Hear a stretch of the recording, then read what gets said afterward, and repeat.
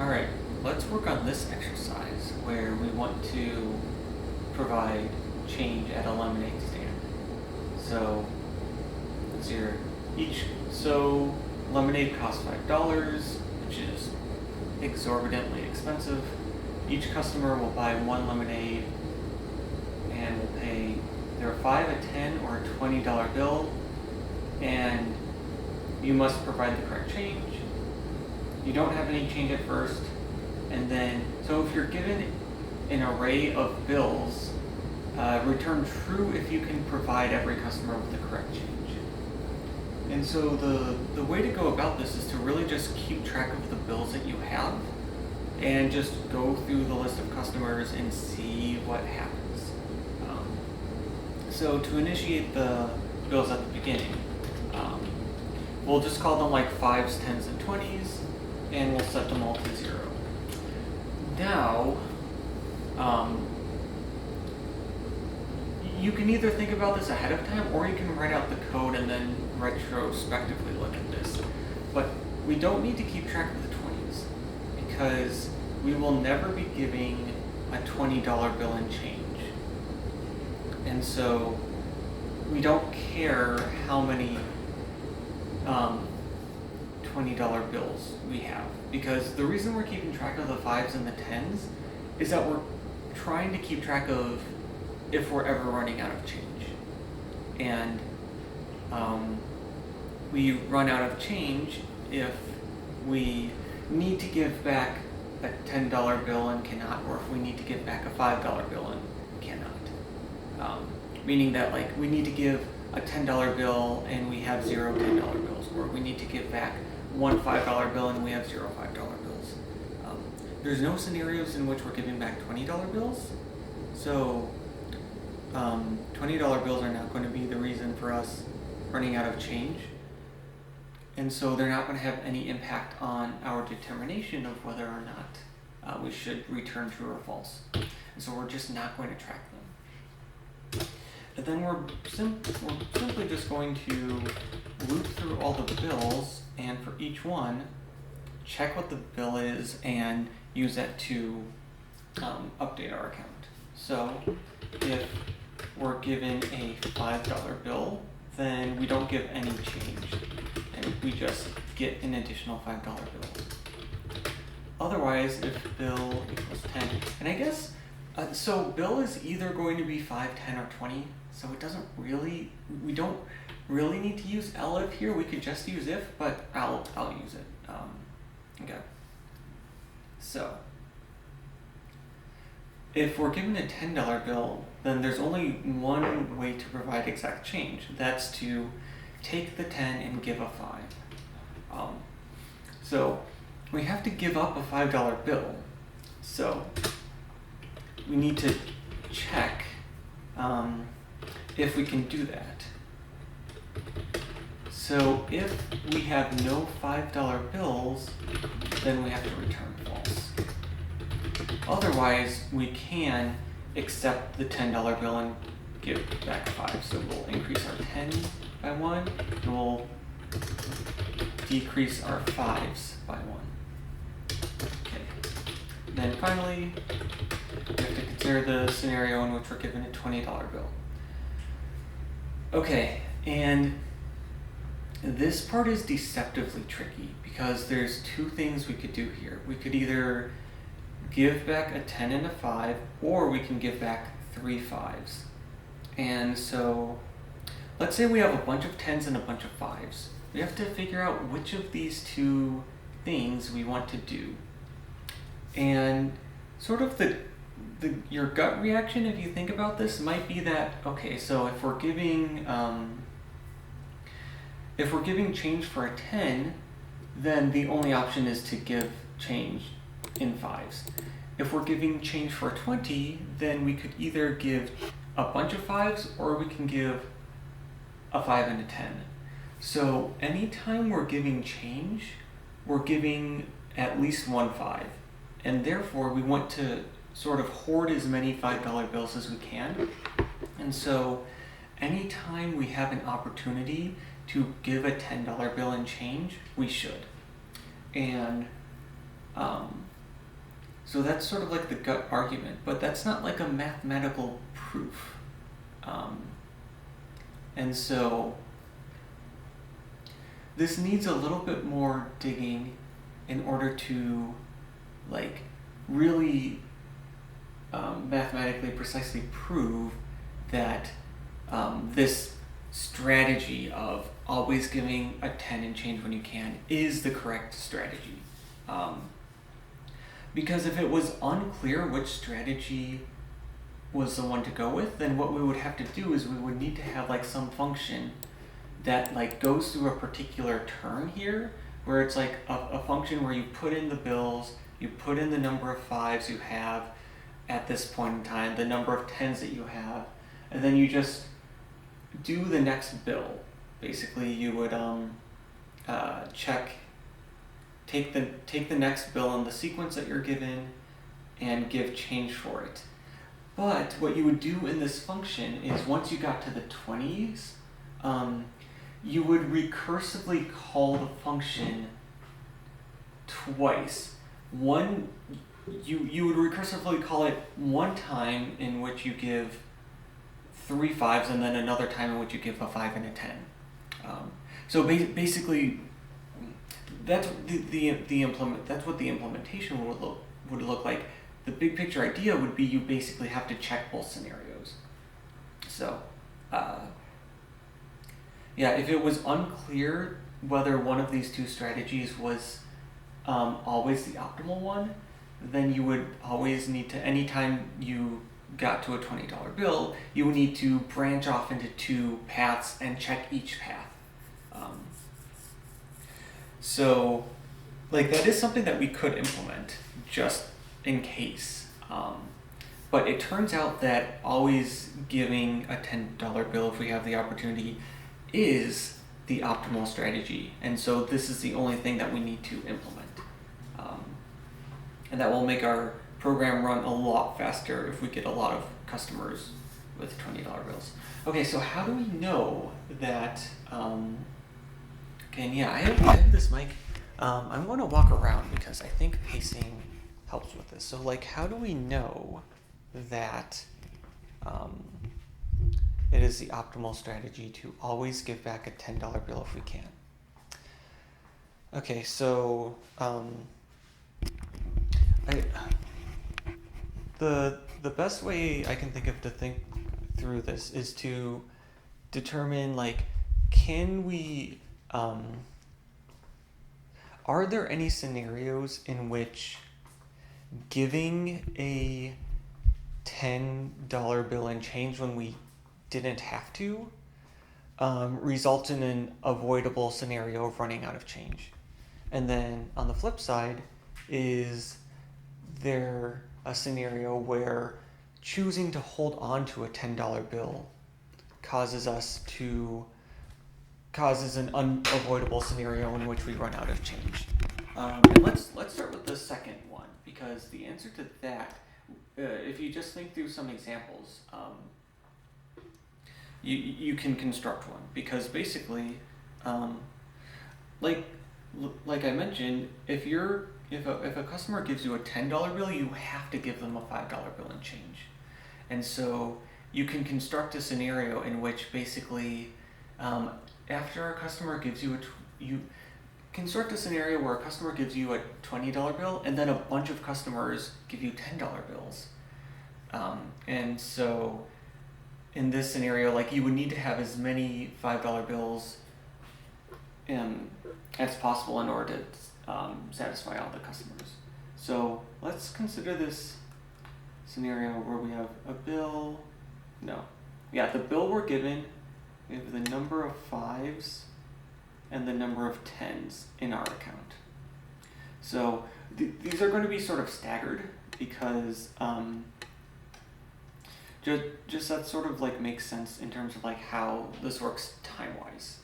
Because we start with 0 5 and 0 10s. Let's say we're given a 5, and now we have 1 5 and 0 10s.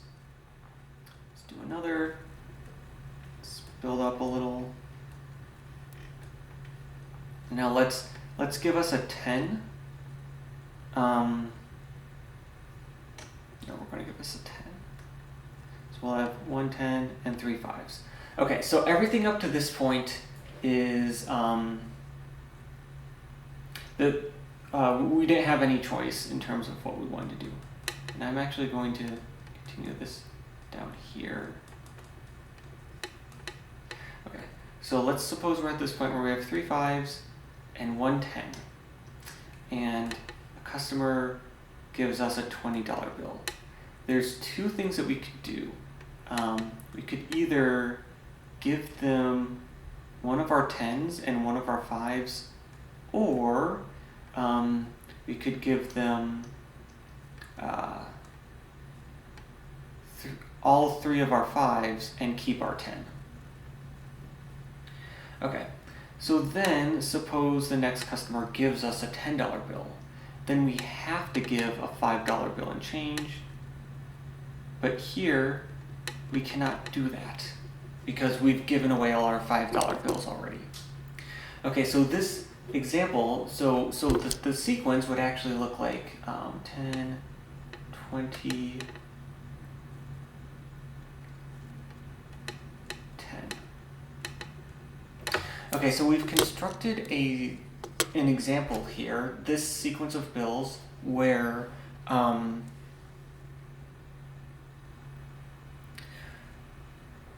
we've constructed an example where giving away 3 5s as change for a 20 causes you to not be able to give change to a later customer that you would have been able to give change to had you given a 10 and a 5 instead. Okay, so there do exist examples where you want to get rid of your $10 bills if you have the option to. Okay, so then, so now I'm going to still work around. So now we have to consider like the opposite thing. Is like, are there scenarios where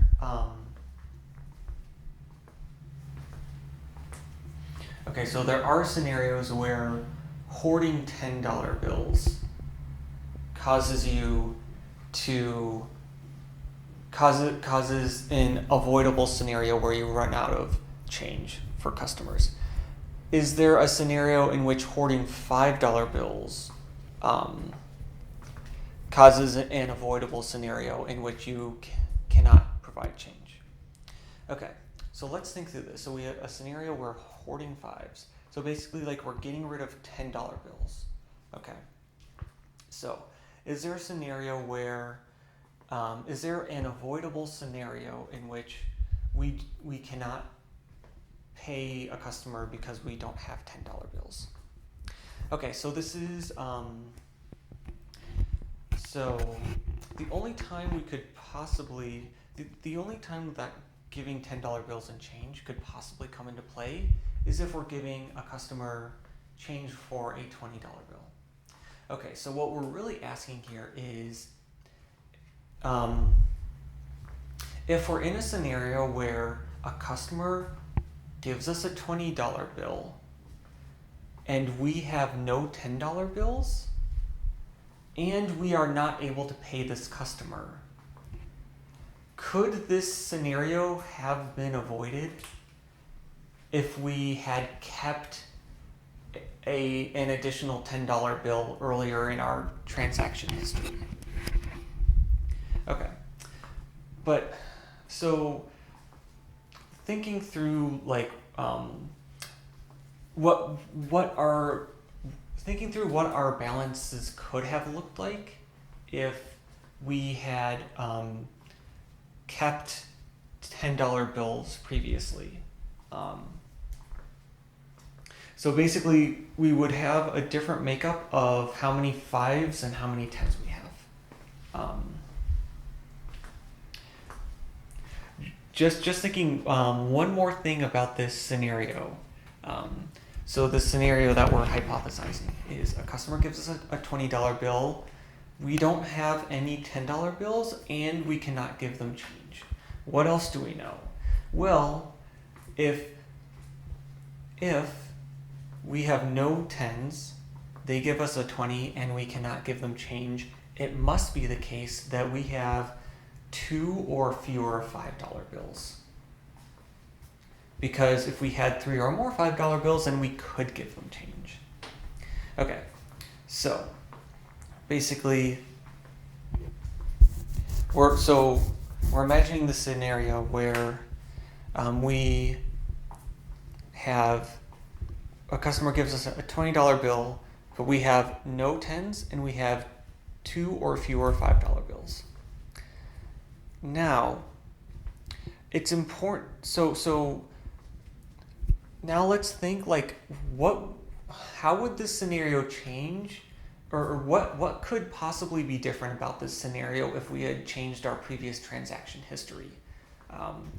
Like if we had changed our previous transaction history such that we had more 10s at the moment.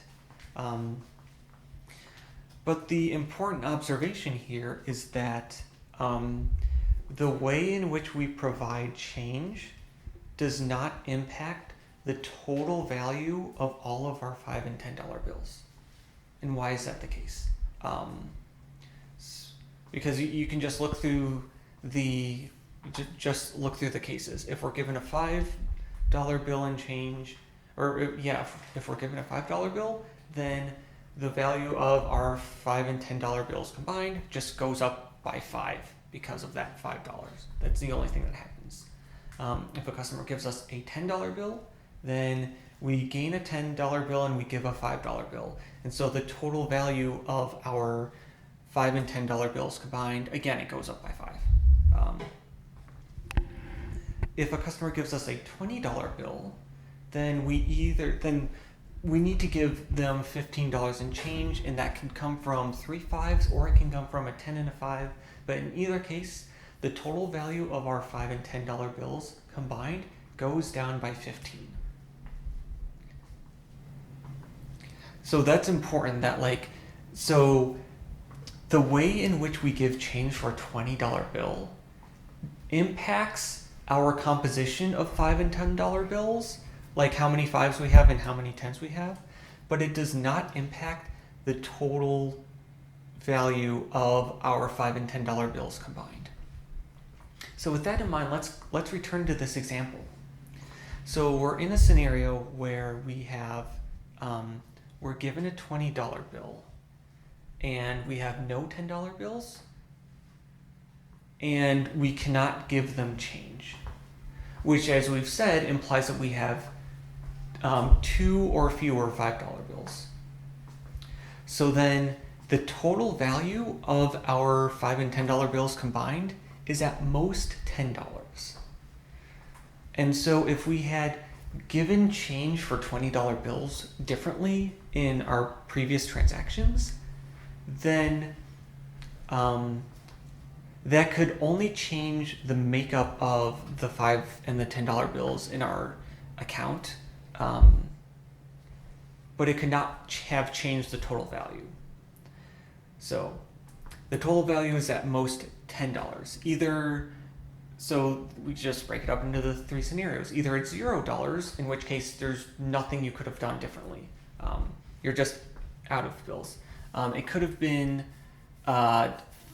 Well, I guess we don't even need to break it into values, because for a $20 bill, we need to give 15. We need to give $15 in change. And if we have at most 2 $5 bills, we can't do that. But yeah, just continuing the line of thought. Similarly, if the total value is $5, then that's just a single $5 bill. If the total value is $10, then that could either be 2 5s or a 10. And so if we had gone back and done this scenario differently, or given change differently so that we had an additional $10 bill, then we would go from being in a scenario of having 2 $5 bills and 0 10s to having 1 $10 bill and 0 5s, which again is still not enough to pay back the $15 in change for this $20 bill. Okay, so what does this mean? This means that there cannot be a scenario in which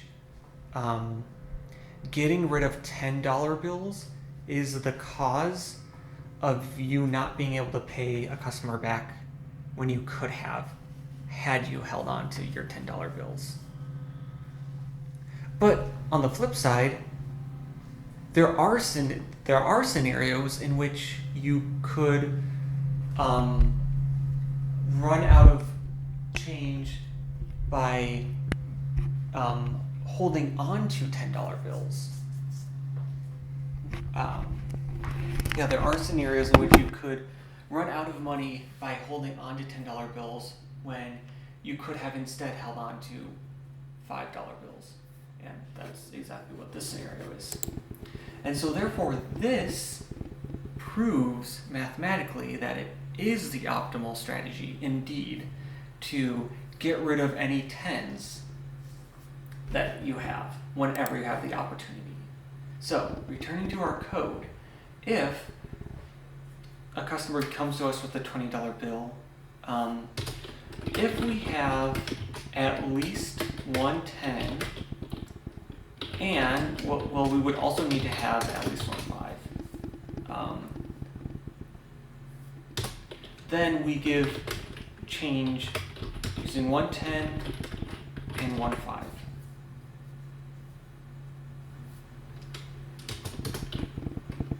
Okay, so otherwise, so that's the one way that we could give change for 20, is if we have a 10 and we have a 5, then we pay using a 10 and a 5 because we want to get rid of 10s whenever we can. If we don't have any 10s, we want to check if we can pay with 5s instead. If we have at least 3 5s, then we can get rid of 3 of them.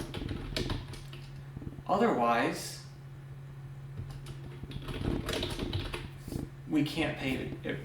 Otherwise, we can't pay it back, and so we return false.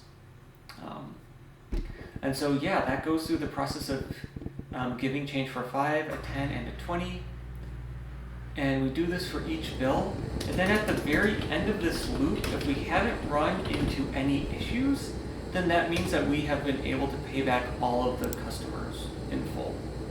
And so then we return true. So let's run this. There we go. Okay, so this is one